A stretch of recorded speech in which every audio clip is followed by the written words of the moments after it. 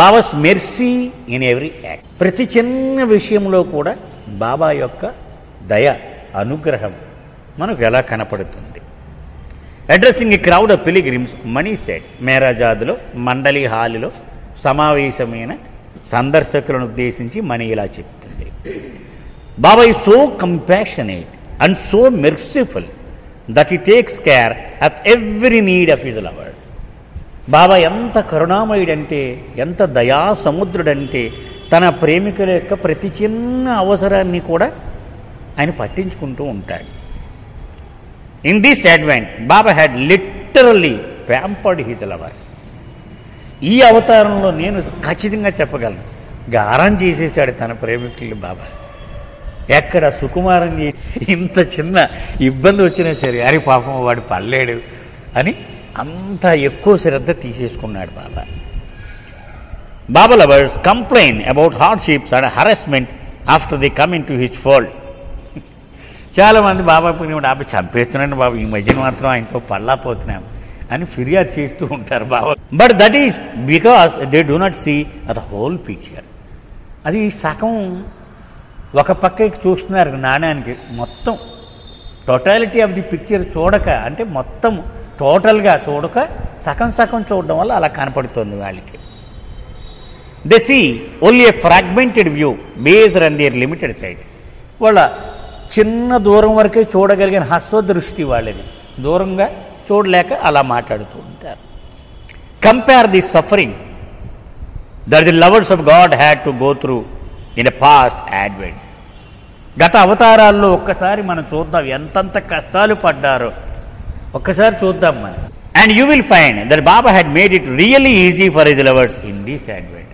వాళ్ళతో పోల్చుకుంటే ఏం పడ్డాం మనం, ఏం కష్టపడిపోయామట ఒకటి చెప్తుందన్నమాట. ఉదాహరణకు ఆ పూర్వం ఇప్పుడు హనుమంతుడు ఇంకోడు వాళ్ళందరూ పడిన వాటితో చెప్తాను చూడు. Look how gentle the slope of Meherabad hill is where he chose to place ఈ సమాధి for the benefit of his lovers.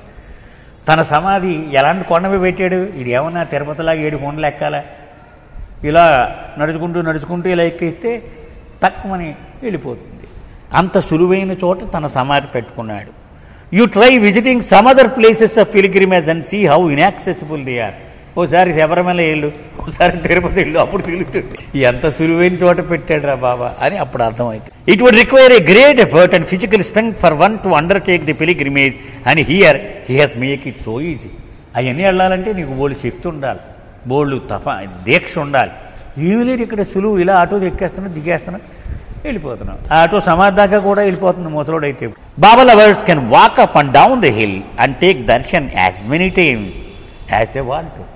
ఎన్నిసార్లు కావాలితే అన్నిసార్లు కొండకి ఎక్కుతున్నారు, దిగుతున్నారు, దర్శనం చేసుకుని వెళ్ళిపోతున్నారు.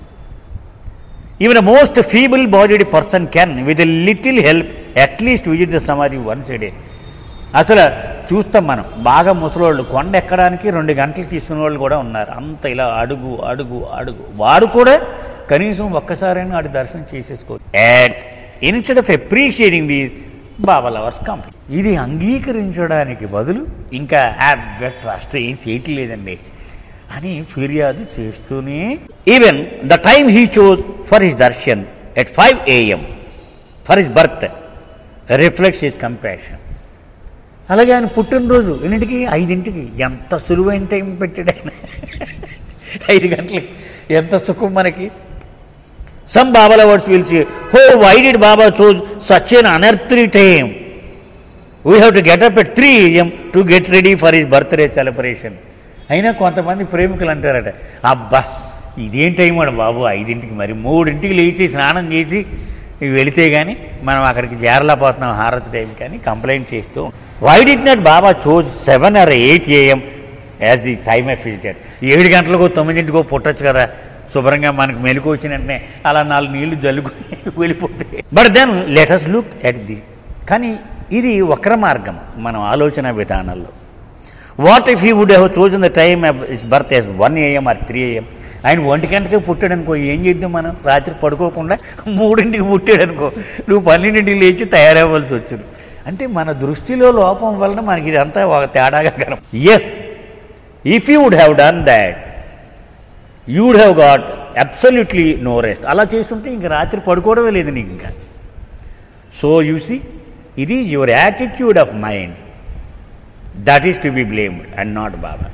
అంచేత బాబాది ఏం దోషం లేదు, నీ బుర్ర ఇది వక్ర మార్గంలో ఆలోచిస్తోంది, దాందే తేడా. If you have the correct attitude you will find his compassion and mercy in every act of his. నీకు గనక సరి అయిన దృక్పథం నీకు ఉంటే ఆయన చేసి ప్రతి పనిలోనూ అనుగ్రహం, కరుణ కనపడుతూ ఉంటుంది. The same incident appears to be an act of mercy but to another it is an act of cruelty. అంచేత దృక్పథంలో తేడా ఉన్నవంటే ఒకడికి ఎంత క్రూరత్వం అండి అని ఒకడికి అనిపిస్తుంది, ఒకడికి ఎంత కరుణండి అని. బాబా మంచి కథ చెప్పారు, గుర్తుందా? ఇద్దరు తపస్సు చేసుకుంటూ ఉండేవారు. ఒకడికి భగవంతుడు కనిపించాడు. ఫస్ట్ కనిపించి నాకు మోక్షం ఎప్పుడు వస్తుంది దేవా అని అడిగాడు. ఒక ఒక 500 జన్మలు అనుకో. ఓన్లీ 500 జన్మలా? శభాష్. వాడికి వెంటనే ఇచ్చేసాడు ఇన్స్టిట్యూట్కి. వాడు దృక్పథం. ఇంకొకడు అన్నాడు, ఎన్ని జన్మలంటే 50 లైఫ్స్ అన్నాడా? నా జీవితం అంతా నీకు దారిపోసాను, ఇంకా 50 జన్మల. చేచే బాగులేదు, నీ పరిస్థితి నాకు నచ్చలేదు, నీ న్యాయం నాకు నచ్చలేదు అసలు. సో ఒకడికి 500 జన్మలన్నా కూడా వాడికి అంతేనా అన్నాడు వాడు. అంటే వాడు దృక్పథంలో తేడా అనమాట.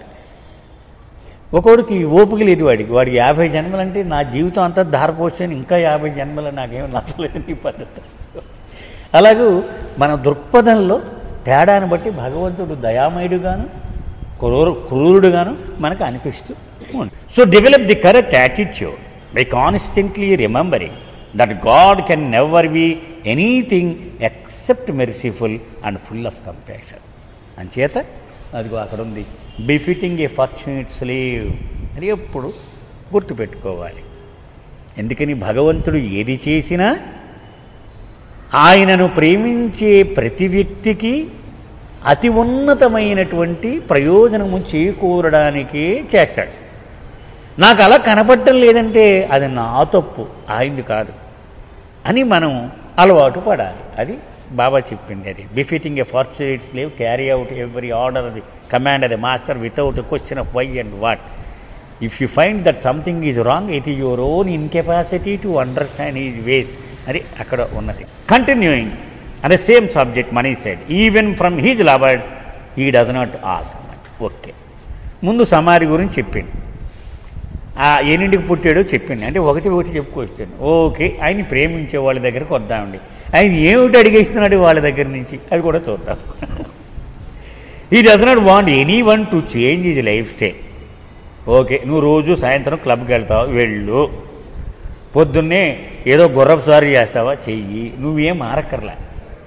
నువ్వు కోట్ వేసుకుంటే కోట్ వేసుకో, పంచి కట్టుకుంటే పంచి కట్టుకో. నా కోసం నువ్వేం మారక్కర్లా. తెల్ల డ్రెస్సు, ఎర్ర డ్రెస్సు, నల్ల డ్రెస్సు ఇవేమి మార్పులు చేసుకోకర్లా.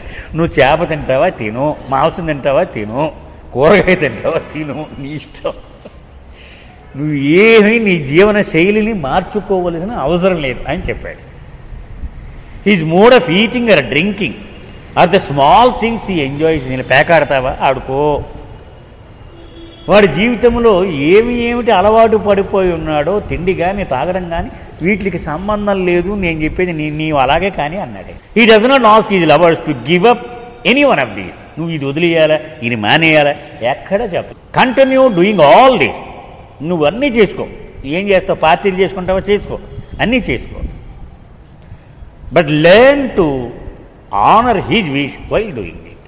అది చేస్తూ ప్రభు యొక్క ఇచ్చను దాన్ని ఎప్పుడు జ్ఞాపకం పెట్టుకో, దాన్ని మాత్రం నువ్వు ఖాతరు చేస్తూ ఉండు అని చెప్పాడు. That is what he wants. అది ఒక్కటే ఆయన అడిగింది మన దగ్గర నుంచి. He wants his lovers to surrender their ego to him. వాళ్ళ అహమును ఆయన పాదాల దగ్గర దానం చేసేయమన్నాడు ఆయన. అదొక్కటే ఆయన అడిగింది. If they do that then only they can succeed in pleasing him by fulfilling his wish. ఆ అహాన్ని గనక ఆయన పాదాల దగ్గర త్యాగం చేసేస్తే అప్పుడు మాత్రమే ఆయన్ని సంతోషంగా ఉంచగలము.